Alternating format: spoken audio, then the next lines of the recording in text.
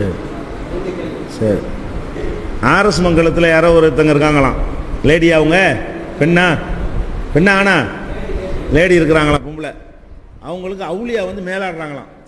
அவுளியா வந்து என்ன செய்கிறாங்களாம், மேலாடின உடனே அருள்வாக்கு சொல்ல ஆரம்பிச்சிருவாங்களாம். சாதாரணமாக தான் இருப்பாங்களாம். திடீர்னு அவுளியா வந்து அவளுக்குள்ளே வந்து இறங்கின உடனே அப்போ என்ன சொன்னாலும் என்ன செஞ்சிருவேன், அது பழிச்சிரும். அவுளியா வந்து இறங்கிட்டனால அப்படின்னு நினைக்கிறாங்க. இதில் வந்து நிறைய விஷயம் இதில் அடங்கியிருக்கிறது. முதல் விஷயம் என்னன்னு கேட்டால், ஒரு அவுளியாண்டு வச்சுக்கிறோம். ஒரு அவுளியாண்டு ஒரு ஆளை சொல்கிறீங்க. அவுளியாண்டா யார்? ஒரு ஆள் அவுளியானா அவருடைய சக்தி என்ன? மனித சக்திக்கு மேலே வந்துடும். அவுளியானா மேலாடுறது ரெண்டாவது வச்சுக்கிறோமுங்க.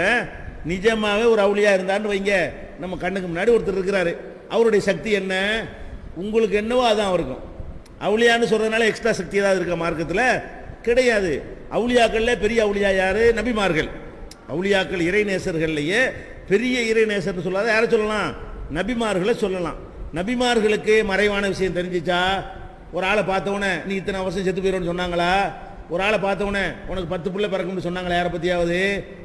இல்லை. நபிமார்களுக்கு அவங்க யாருக்கும் ஆருடம் சொல்லக்கூடிய சக்தி எல்லாம் என்ன செய்யலை, கொடுக்கல. அவங்களுக்கே பிள்ளை இல்லை பல வருஷங்கள். நபிமார்கள்லையே ரொம்ப ரொம்ப ரொம்ப ரொம்ப டாப்பில் உள்ள நபி யாரு? இப்ராஹிம் நபி. அல்லாவே என்ன செய்யறான், அவங்கள தான் ஹலீல்ங்கிறான். இத்தஹதல்லாஹு இப்ராஹிம ஹலீலா. இப்ராஹிமை அல்லாஹ் வந்து ஹலீலாக, ஹலீல்னா ஃப்ரெண்டுன்னு அர்த்தம், நண்பன். அப்போ ஹலீல்னா நண்பர், உற்ற நண்பராக அல்லாஹ் ஆக்கிக்கிட்டான். அப்போ அல்லாஹ்வுக்கு நண்பராக மனுஷன் ஆக முடியுமா? முடியவே முடியாது. இவர் மட்டும் அல்லாஹ் ஆக்கிட்டான். அப்போ எப்படிப்பட்ட இடத்துல வச்சிருக்கான் இப்ராஹிம் நபியை? அந்த இப்ராஹிம் நபி அவர்களுக்கு அல்லாஹ் வந்து என்ன செய்யலை, குழந்தையை கொடுக்கல. இஸ்மாயில் அலைஹிஸ்ஸலாத்தை கொடுத்தான், இஸ்ஹாக் அலைஹிஸ்ஸலாத்தை கொடுத்தான். எப்போ கொடுத்தான்? ரொம்ப வயசான காலத்தில். பிள்ளையெல்லாம் பெறமாட்டாங்களே, அந்த மாதிரியான காலத்தில் தான் அவங்களுக்கு பிள்ளையே கொடுத்தான் அல்லாஹ். அது நான் சொல்ல, அல்லாஹ் குர்ஆன்ல சொல்லி காட்டுறான். அல்ஹம்துலில்லாஹி அல்லதி வஹபனி அலல் கிபரி இஸ்மாயில் வ இஸ்ஹாக்.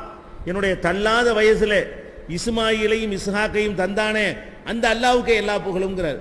இப்ராஹிம் அலைஹிஸ்ஸலாம் சொல்றதாக அல்லாஹ் குர்ஆன்ல சொல்றான். என்ன சொல்றான்? எனக்கு பிள்ளை அல்லாஹ் தந்தது எப்போ தந்திருக்கிறான்? தள்ளாத வயசுல எனக்கு தந்திருக்கிறான். அப்போ தள்ளாத வயசுல குழந்தை இருக்குன்னா அப்போ அவருக்கே குழந்தை தெரியல. அவருடைய மனைவி இருக்கிறாங்க, இப்ராஹிம் அலைஹிஸ்ஸலாமுடைய மனைவி இருக்கிறாங்க. அப்போ மனைவியோடு இருக்கும் பொழுது அந்த புள்ள பெற செய்தி வருது, மலக்குகள் வர்றாங்க. வந்து இப்ராஹிம் அலைஹிஸ்ஸலாம் வீட்டுக்கு வந்து அவங்க 2 வேளையாக வர்றாங்க. ஒரு வேளை என்னன்னு கேட்டால், லூத்து நபி சமுதாயத்தை அழிக்கிறதுக்கு வர்றாங்க. லூத்து நபியும் இப்ராஹிம் நபியும் ஒரு காலத்தில் உள்ளவங்க. லூத்து நபி அலைஹிஸ்ஸலாம் அவங்க இன்னொரு ஏரியாவில், அவங்க திருவாடானையில் இருக்காங்கன்னா இவங்க தொண்டியில் இருக்கிற மாதிரி, அவங்க ஒரு ஏரியாவுக்கு நபியாக இருக்கிறாங்க, இவங்க ஒரு ஏரியாவுக்கு நபியாக இருக்கிறாங்க. 2 பேரும் சமகாலத்தில் இருக்கிறாங்க. அப்போ இந்த லூத்து நபி சமுதாயம் ரொம்ப தப்பான காரியம் செய்யுதுன்னு சொல்லி அவங்கள அழிக்க வரும் பொழுது, அப்போ இன்னொரு வேலையை எல்லாம் கொடுத்து அனுப்புகிறோம். அதை அழிக்கிறதோட இப்ராஹிம்கிட்ட போய் அவருக்கு குழந்தை பிறக்கிற நற்செய்தின்னு சொல்லிட்டு வாங்க அப்படின்னு எல்லாம் அனுப்புகிறோம். 2 வேலையை வர்றாங்க. ஃபர்ஸ்ட் இப்ராஹிம் அலைஹிஸ்ஸலாத்திட்ட வந்து என்ன செய்கிறாங்க, கேட்டு இந்த மாதிரி பஷர் நாஹு இசாக்குங்கிற பிள்ளை பிறக்க போகுது அப்படின்னு சொல்கிறாங்க. அப்போ உள்ளே உட்காந்து அவங்களுடைய மனைவி கேட்டுட்டு இருக்கிறாங்க. யார் மனைவி? இப்ராஹிம் அலைஹிஸ்ஸலாமுடைய மனைவி உள்ளே உட்காந்து மலக்குகள் வந்து இப்ராஹிம் நபிகிட்ட சொல்கிற விஷயத்தை கேட்குறாங்க. கேட்டு அவங்க நம்ப முடியலை. அந்த அம்மா அங்கேருந்து சத்தம் போடுது. இப்ராஹிம் அலைஹிஸ்ஸலாமுடைய மனைவி என்ன செய்கிறாங்க, சத்தம் போடுறாங்க. அலிது வா அன அஜூசுன் வா ஹாதா பாலி ஷேகா. நான் வந்து சரியான கிளவியாக இருக்கிறேன், என் புருஷன் வேற 1 நம்பர் கிழவனாக இருக்கிறாரு, நாங்கள் புள்ள பெறுவோமா? ஒரு மலக்கு சொன்ன பிறகு அந்த அம்மா கேட்குறாங்க. மலக்கு சொல்கிறாரு உனக்கு புள்ள வரப்போகுதுண்டு. அப்போ அந்த அம்மா என்ன கேட்குறாங்க, அது எப்படி, நான் தான் சரியான கிளவியாக இருக்கிறேனே, என் புருஷன் கிழவனாக இருக்கிறார. அந்த அம்மாவுக்கு நம்ப முடியல. மலக்குகள் சொல்லும் பொழுது நம்ப முடியல. எதுக்கு இதை சொல்ல வர்றோம்? அப்போ நபிமார்களாக இருந்தால் கூட அவங்களுக்கு என்ன நடக்கும், நடக்குமா நடக்காதா, பிள்ளைய தருவானா தரமா, அதெல்லாம் தெரியாது. அவங்களுக்கு பிள்ளை கிடைக்குமான்னு தெரியாத போது, அவங்க எப்போ மௌத்தாவான்னு தெரியாத பொழுது அடுத்தவருடைய விஷயங்களை இன்னொரு மனுஷன் சொல்ல இயலுமா? அவுளியாவா இருக்கட்டுமே, அதெல்லாம் முடியாது. அப்போ அவுளியாவா இருந்தார் மேலாட்டினார்னா நம்ம என்ன விலை, எதுக்கு இப்படி ஏமாத்துறாங்கன்னு கேட்டால், அவுளியாவுக்கு எல்லாம் தெரியும்னு நம்ம நம்புகிறோம். நம்ம எப்படி நம்புகிறோம்? அவுளியாண்டா எல்லாம் தெரியும் அப்படின்னு நம்மளை கிறுக்குத்தனமாக நம்ப வச்சு விட்டாங்க. அவுளியா எந்த அவுளியாவை கூட்டிகிட்டு வா எல்லாம் தெரியுதான்னு பார்ப்போம். அவுளியாவோட வரலாறு எடுத்துக்கிட்டோம். முக்கால்வாசி அவுளியா பிச்சை எடுத்து சாப்பிட்டுருக்குறாங்க. இவங்க எழுதி வச்சுக்கிற அவுளியாவை சொல்கிறேன். இவங்க எழுதி வச்சுக்கிற அவுளியா கதை எடுத்துக்கிட்டீங்கன்னா, நாகூரில் அடங்கியிருக்கிறாரு, அவர் என்ன பிஸ்னஸாக பண்ணார், அவர் என்ன செய்வார், பக்கீர் சாப் கூட்டத்தோடு போய்கிட்டு வீடு வீடாக பிச்சை வாங்கி சாப்பிட்டா எழுதி வச்சுக்கிறாங்க. ஒரு பக்கம் பார்த்தா பிச்சை வாங்கி சாப்பிட்டா எழுதி வச்சுக்கிறாங்க, இன்னொரு பக்கம் அவர்கிட்ட போய் செல்வத்தை கொண்டு கேட்குறாங்க. இப்படி தான் இருக்கிறது. புள்ள போய் கேட்குறாங்க, நாகூர் ஆண்டவரை பிள்ளையை தாங்க, அவருக்கு பிள்ளை இல்லை. நாகூர் ஆண்டவர்கிட்ட பிள்ளை கேட்குறாங்கல்ல, அவருக்கு பிள்ளை இருந்துச்சா? அப்போ அவுளியாண்டுவீங்க சொல்கிறது ஒரு போலித்தனமான ஒரு விஷயம். அவுளியான்லாம் யாரும் கிடையாது. எல்லாரும் யார் நல்ல காரியம் செய்கிறான்னு அத்தனை பேர் அவுளியா தான், வழங்குதா? அது என்னமோ பெரிய இறைத்தன்மை உள்ள மாதிரியும் எக்ஸ்ட்ரா பவர் உள்ள மாதிரியும் நினைத்தால தப்பு. அதெல்லாம் நபிமார்களே கொலை பண்ணாங்க, ஒன்றும் செய்ய முடியலை. நபிமார்களை ஊரை விட்டு விரட்டினாங்க, ஒன்றும் செய்ய முடியலை. நபிமார்களை அடித்து சித்திரதை பண்ணாங்க, ஒன்றும் செய்ய முடியலை. நபித்தோழர்களை நபிமார்கள் கண்ணுக்கு முன்னாடி வெட்டி புதைச்சாங்க, ஒன்றும் கேட்க முடியலை. இப்படித்தான் அல்லாஹ் எல்லா நபிமார்களையும் வச்சிருந்தான். சாப்பாட்டு கஷ்டப்பட்டாங்க, ஒன்றும் செய்ய முடியலை. அப்போ நபிமார்களையும் அல்லாஹ் வந்து நினைச்சிருக்கிறான், இந்த மாதிரி வச்சிருக்கிறான்னு சொல்லும் பொழுது அப்புறம் என்ன அவுளியா? இந்த மேட்ரே தப்பு.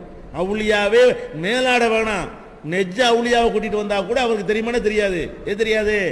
இவருக்கு என்ன நடக்கும், அவருக்கு என்ன நடக்கும்னு முடியாது. இன்னும் சொல்ல போனா அல்லாஹ் குர்ஆன்ல தெளிவா சொல்றான், இவர்கள் எதுக்கு சொந்தம் கொண்டாடுகிறார்களோ அந்த விஷயத்தை பற்றி அல்லாஹ் என்ன சொல்றான்னு கேட்டா 5 விஷயம் சொல்றான். என்ன விஷயம் சொல்றான்? இன்னல்லாஹ இந்தஹு இல்முஸ்ஸாஅ வ யன்ஸுலுல் கைஸ் வ யஅலமு மா ஃபில் அர்ஹாம் வ மா தத்ரி நஃப்சுன் மாதா தக்ஸிபு கதா வ மா தத்ரி நஃப்சுன் பி ஐயி அர்லின் தமூத். இப்படி 5 விஷயம் சொல்றான். இந்த 5 விஷயம் அல்லாஹ்வை தவிர யாருக்கும் தெரியாது. 5 விஷயம் என்ன? அதான் இன்னல்லாஹ இந்தஹு இல்முஸ்ஸாஅ. ஃபர்ஸ்ட் விஷயம் என்னன்னு கேட்டா, உலகம் எப்போது அழியும் இது யாருக்கும் தெரியாது. ரசூல் ஸல்லல்லாஹு அலைஹி வஸல்லம் தெரியாது, ஜிப்ரீலுக்கே தெரியாது. இதை அழிக்கிறதுக்குன்னு ஒரு ஆள்கிட்ட இன்சார்ஜ் கொடுத்துருக்கான் அல்லாஹ். ஊதுனா அழிஞ்சிடும், அவருக்கும் தெரியாது.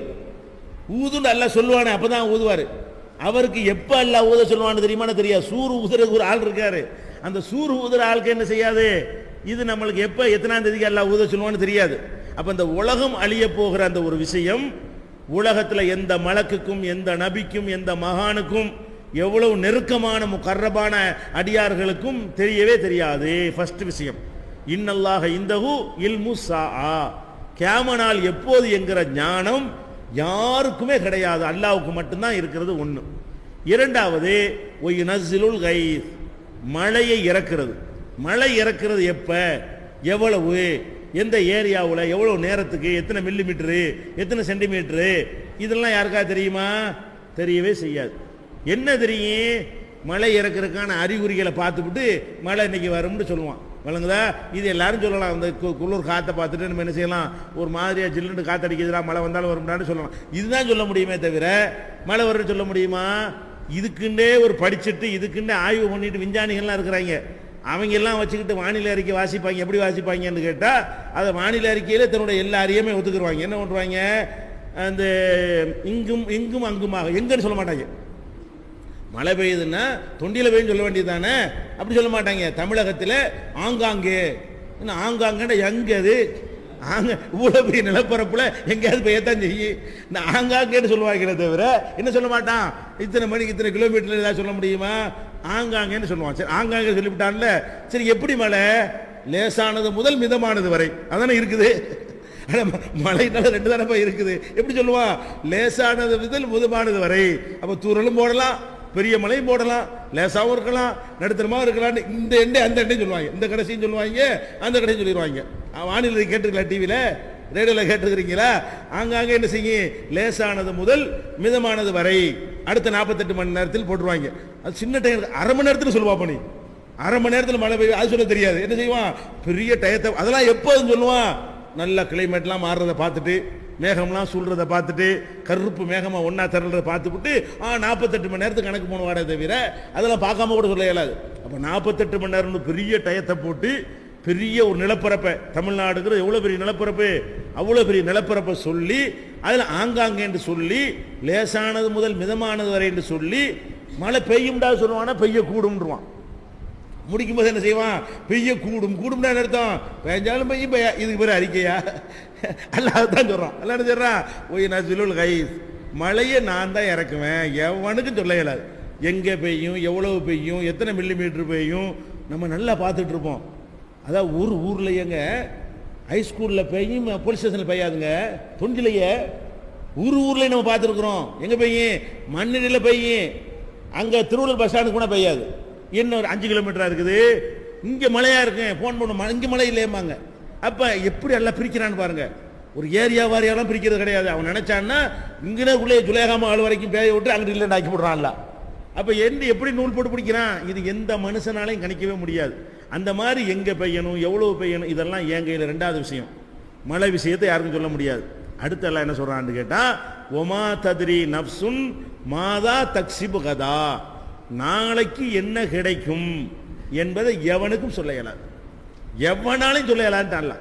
உங்களை ஒரு அவுலியாவா இருக்கட்டும், மகானா இருக்கட்டும், நாளைக்கு ஒரு 100 ரூபா சம்பாதிப்பேன்னு சொல்ல முடியாது. உங்களுக்கே நீங்கள் சொல்லிக்கொள்ள முடியாது, வேற ஒரு ஆளுக்கும் சொல்ல முடியாது. அது அருள் வாக்குங்கிறது. இந்த அருள் வாக்குன்னு சொல்றவன் யாரோட போட்டி போடுறான்? அல்லாவோட போட்டி போடுறான். அப்ப நாளைக்கு உள்ளதானே சொல்றான். உனக்கு பிள்ளை பிறக்கும்ங்கிறான், உனக்கு கவலை போகும்ங்கிறான், உனக்கு அது கிடைக்கும்ங்கிறான், உனக்கு இது கிடைக்கும்ங்கிறான், ஆஹா ஓஹோன்னு இருப்பேங்கிறான். அவன் இந்த வானிலை அறிக்கை மாதிரி தான் சொல்லுவான். எப்படி சொல்ல மாட்டான்? ஷார்ட் டைமுக்கு சொல்ல மாட்டான். அடே அரை மணி நேரத்தில் என்ன கிடைக்கும்னு சொல்ல மாட்டான். எப்படி சொல்லுவான்? ஒரு 25 வருஷத்துக்கு நீங்கள் எங்கேயோ போயிடுவீங்க, கட்டி வச்சு அவனை டெஸ்ட்டாக பண்ண முடியும். அரை மணி நேரத்தில் எங்கேயோ போயிடுவேன், கட்டி வச்சு பார்க்கலாம். அரை மணி நேரத்தில் நான் போறேனா இல்லையான்னு பார்ப்போம். இல்லைன்னா உன்னை பின்னி எடுத்துருவேன்னு சொல்லலாம். அரை மணி நேரத்துக்கு சொன்னா மாட்டிக்கிடுவான். எப்படி சொல்லுவான்? ஒரு 50 வருஷத்துக்கு பிந்தி நடக்கிற மாதிரி உன்னை சொல்லிட்டு போயிட்டே இருப்பான். யார் ஞாபகம் வச்சிருப்பான் இதை? இவனை கட்டி போட்டு வச்சு இவன் சொல்றது உண்மையானு செக் பண்ண இயலுமா? என்ன சொல்லுவாங்க இந்த அருள் வாக்கு சொல்ற எல்லா பயலுமே? எப்படி சொல்லுவான்?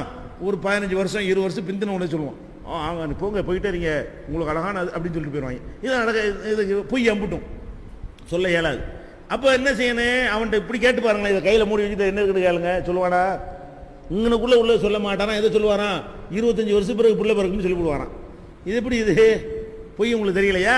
அதுதான் அல்லாஹ் சொல்றான், மாதா ஒமா தத்ரி நஃப்சுன் மாதா தக்ஸிபு கதா, நாளைக்கு என்ன கிடைக்கும் என்பதை எவனுக்கும் சொல்ல இயலாது.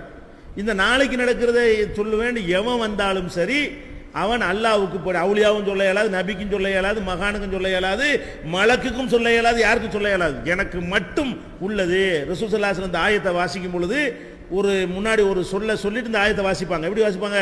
ஹம்சுன் லா யஅலமுஹுன்ன இல்லல்லாஹ், 5 காரியங்கள் இருக்கின்றன, அல்லாஹ்வை தவிர அவற்றை யாரும் அறிந்து கொள்ள இயலாதுன்னு சொல்லிட்டு இந்த ஆயத்தை வாசிப்பாங்க. இந்த ஆயத்தை ரசூலுல்லாஹ் வாசிக்கிறதுக்கு முன்னாடி இந்த ஒரு விஷயத்தை சொல்லிட்டு இந்த ஆயத்தை வாசிப்பாங்க. அப்ப அந்த இது ஒரு விஷயம். அது என்ன? ஒரு மனுஷன் எங்க சாவுவான்னு சொல்ல இயலாது. நான் எங்க மௌத்தா போவேன் சொல்ல இயலாது. சில பேருங்க ஊரை விட்டே போக மாட்டான், அவன் ஊடு தான் கெதிக்கிட்டு இருப்பான், சம்பாதிக்க கூட வெளியே போக மாட்டான், அவன் திருவாடாளிக்கு மண்டை போட்டுவான். அப்ப அல்லாஹ் என்ன பண்றான்? அவன் அங்க சாவணும்னு வச்சிருக்க, அதுக்கு கிளப்புறான் பாருங்க. வெளியே போவாத ஒருத்தனை கூட என்ன செய்வான்? அங்கதான் உசுரை எடுக்கணும்னு எல்லாம் வச்சிருந்தான்னு சொன்னா, சும்மா ஆச்சு கிறுக்கு பிடிச்ச மாதிரி போயிட்டு வருவேன்பா. ஏங்க என்னைக்கு இல்லாம இன்னைக்கு போறிய? இல்ல எனக்கு நான் போய் தான் ஆகணும்னு போவான். அது எதுக்கு இழுத்துட்டு போறான்ல? அங்க ஓட்டி கொடுக்குற என்ன நீங்க முடிவு பண்ணிடக்கூடாதுல்ல, இவர் வீட்டில் தான் முகத்தா போயிடுவாரு அப்படி நீங்க நினைச்சிடக்கூடாது இல்லையா? நான் இருக்கேன்னு காட்டுறதுக்காக வேண்டி எல்லாம் என்ன பண்ணுவான்? அவனை எங்க வச்சு உசுரை வாங்கன்னு நினைக்கிறானோ அங்க கரெக்டா இழுத்துட்டு போயிடுவான். ஒமா தத்ரி நஃப்சுன் பி ஐயி அர்தின் தமூத், எந்த இடத்தில் ஒருத்தர் செத்து போவான் என்பதை எவனுக்கும் சொல்ல இயலாது. ஒரு மனுஷனை பார்த்து நீ இந்த இடத்தில் தான் செத்து போவேன்னு சொல்ல முடியாது, யாராலையும் சொல்ல முடியாது. எந்த மகானுக்கு சொல்ல முடியாது, எந்த நபிக்கு சொல்ல முடியாது. இது ஒரு விஷயம். அடுத்து என்ன? ஓ யாலமும் மாஃபில் அர்ஹாம், தரத்தையும் மாற்றி விட்டேன் வாயத்து வாசிக்கும் பொழுது கடைசி அதை சொல்கிறேன், இது 3வதா வருது. ஓ யாலம் மாஃபில் அர்ஹாம், கருவறையில் உள்ள நிலைமைகளை அவன் தான் அறிகிறான். ஒரு கற்பப்பை இருக்கிறது என்று சொன்னால் அந்த கற்பப்பையில் குழந்தை உண்டாகுமா உண்டாவாதான்? அதை பார்த்துக்கிட்டு இந்த கற்பப்பையை பார்த்தால் இது கன்ஃபார்மாக குழந்தை உண்டான்னு சொல்ல முடியுமா? முடியாது. எத்தனை குழந்தை இதில் உண்டாகும் சொல்ல முடியுமா? உண்டாகிற குழந்தை என்ன மாதிரி இருக்கும்னு ஏதாவது சொல்ல முடியுமா? உண்டாயிலாம் முடிச்ச பிறகு இருக்கிறத போட்டோ எடுத்தோன்னா பார்க்க முடியும், ஸ்கேன் பண்ணி. அது யாரும் சொல்லலாம், அது அடுத்து ஆப்ரேஷன் பண்ணி வெளியே இருந்து பார்க்குற மாதிரி தான். அதாவது உண்டாகிறதுக்கு முன்னாடி கருவறைகளுடைய நிலைமையை வைத்து சொல்ல முடியுமான்னு சொல்ல முடியாது. சில பேர் இருக்கிறாங்க, குழந்தைய கல்யாணம் பண்ணிடுவாங்க, 15 வருஷமாக புள்ள இருக்காது, 20 வருஷமாக புள்ள இருக்காது, மாப்பிள்ளையும் போய் டெஸ்ட் பண்ணுவாங்க, எல்லாம் கரெக்டாக இருக்குன்றாங்க, பொண்டாட்டியும் போய் டெஸ்ட் பண்ணுவாங்க, எல்லாம் கரெக்டான புள்ள இருக்காது. அப்போ என்ன அவங்க கணக்கு என்ன? நல்லா இருக்கு, குட்டா இருக்கு, வந்துரும்னு சொல்றாங்கல்ல, வரமாட்டேங்குது. அப்போ டாக்டர்கள்லாம் இதுவும் நல்லா இருக்கு அதுவும் நல்லா இருக்குன்னு ஜட்ஜ்மெண்ட் பண்றான். ஆனால் அது அந்த இவன் ஜட்ஜ்மெண்ட் படி நடக்க மாட்டேங்குது முக்கால்வாசி பேருக்கு. சில பேர் என்ன செய்யறான்? நீங்க உங்களுக்கு பிள்ளை பிறகு சரி நம்பிக்கையே கிடையாதுங்க, நீங்க நம்பிக்கை விட முடியாதுங்க, வைத்தியம்லாம் இல்லைங்க, கோயில் குளத்தை பாருங்கன்னு அனுப்பி விட்டுருவாங்க, திருவத்தை போல வித்துருவாங்க. கோயில் குளத்தை நீங்க பாத்துக்கிற வேண்டியதான், நீங்க நம்பிக்கை வைங்க அப்படின்னு சொல்லி அனுப்பிடுவாங்களா? மருத்துவர்கள் கைவிட்டவனுக்கு என்ன செய்யுது? குழந்தை பிறக்கிற காட்சியெல்லாம் பார்க்குறோம். அதனால கருவறைகளுக்கு எந்த கருவறையில் குழந்தை உண்டாகும், எத்தனை உண்டாகும், எப்படி, அதெல்லாம் யாருக்கும் சொல்ல முடியுமான்னு கேட்டால் அதெல்லாம் சொல்ல முடியாது. எதாவது சொல்கிறாங்க, என்ன செய்வாங்க? நீ போ, உனக்கு இத்தனை பிள்ளை உனக்கு கருவறையில் பிறக்கும் அப்படியே சொன்னாராம். பொம்பளை கூட்டு போனோன்னா உனக்கு பிள்ளை பிறக்கும். இது எப்படி சொல்ல இயலும்?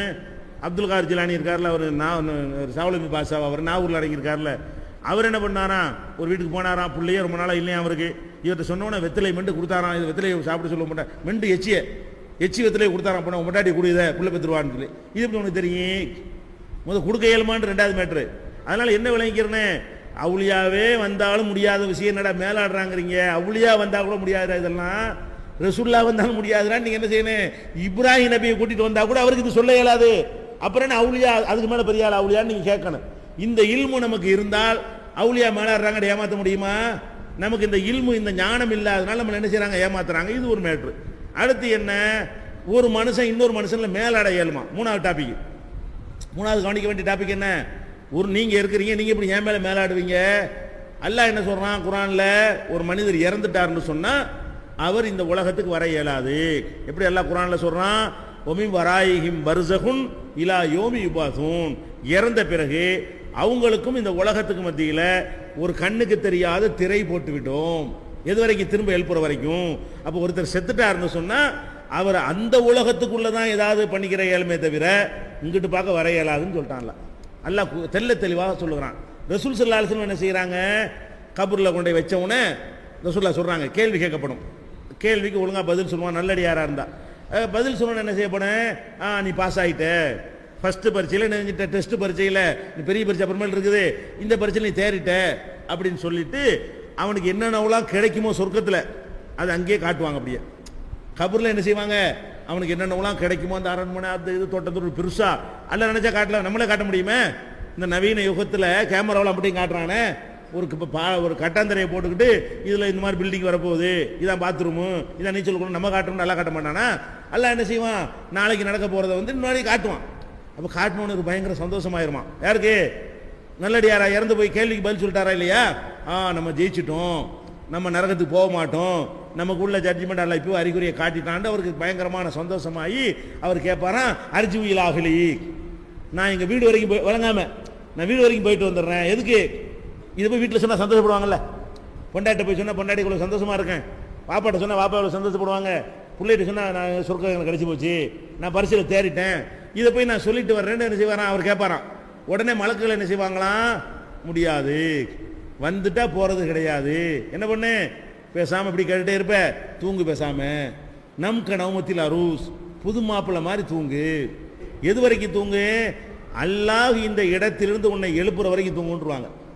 அப்ப நல்லடியாரா இருந்தா என்ன செய்யறாரு, இப்ப எந்த அவுலியா வந்துட்டாரா, ஏர்வாடியா, ஏர்வாடி இப்ராஹிம் சாஹிபுங்கிறவர் நல்லடியாரா இருந்தால் ஹதீஸ் பிரகாரம் அவர் என்ன செய்யறாரு, இப்ப தூங்குறாரு, எழுப்புனால் வரமாட்டாரு. அல்ல ஹதீஸை மறுத்தா தான் வருவார். அவர் கெட்டவரா இருக்கணும். நல்லவரா இருந்தால் அவர் அவருடைய நிலைமை என்ன, அவர் தூங்கி கொண்டிருக்கிறார். அப்ப இவங்க அவுளியா இல்லைன்றாங்க. இப்ப என்ன சொல்ல வர்றான், அடே அந்த ஏர்வாடி இப்ராஹிம் சார் நல்லடியார் தானப்பா, ஆமா நல்லடியார் என்னடா பண்ணுவாங்க, கபூர்ல என்னடா பண்ணுவாங்க, தூங்குவாங்க. அப்ப எப்படி வருவாரு, எழுப்புனா கூட வரமாட்டார, தூங்குற வர கியாம நாள் வரைக்கும் என்ன செய்வாங்க, வேற பக்கம் திரும்ப மாட்டாங்களா, எப்பவும் நான் ஹிவலா, வேறு பக்கம் தங்கள் கவனத்தை திருப்ப மாட்டார்கள். அப்படி வந்து அவங்க வந்து தூங்கி அசந்து தூங்கிக்கிட்டு இருக்கும் பொழுது அவங்க வருவாங்க என்று சொல்வது குர்ஆனுக்கு மாற்றம். குர்ஆன் படி எந்த ஒரு நல்லடியாரும் இந்த கெட்டவனும் வர இயலாது. நல்லடியார் தானே மேலாடுறதா சொல்றாங்க, அதுக்காக நம்ம இதை சொல்றோம். கெட்டவனா இருந்தாலும் அடி வாங்கிட்டு கிடப்பான், அது ஒரு விஷயம். அல்லாஹ்வுடைய லாக்கப்ல இருந்து தப்பிச்சுலாம் என்ன செய்ய முடியாது, யாரும் வர இயலாது. அது வேற உலகம், இது வேற உலகம், இது ஒரு விஷயம். அடுத்து என்ன, அல்லாஹ் குர்ஆன்ல சொல்லி காட்டுறான், மா ஜஅலல்லாஹு லிரஜுலின் மின் கல்பைனி ஃபீ ஜௌஃபிஹி, எந்த ஒரு மனுஷனுக்கு அவனுக்கு உள்ள ரெண்டு கல்பை அல்லாஹ் வைக்கல. இப்போ மேலாடினா ரெண்டு கல்பாயிடுதுல, மேலாடினா அவருடைய கல்பு ஒன்று இருக்குது, அவருடைய கல்பு ஒன்று இருக்குது. இப்போ ரெண்டு கல்பு உள்ள ஆளாகிறாரு. இப்படிலாம் இவங்க கிறுக்குத்தனம் பண்ணுவாங்க. அல்லாஹ் இதனை செய்யறான், இந்த வார்த்தையை அல்லாஹ் போடுறான், எந்த மனுஷனுக்கு ரெண்டு கல்பு அல்லாஹ் வைக்கல. அதனால அந்த மேலாடுறதுங்கிற ஃப்ராடு, பித்தலாட்டம், பொய், இதை நம்ம நம்பக்கூடாது.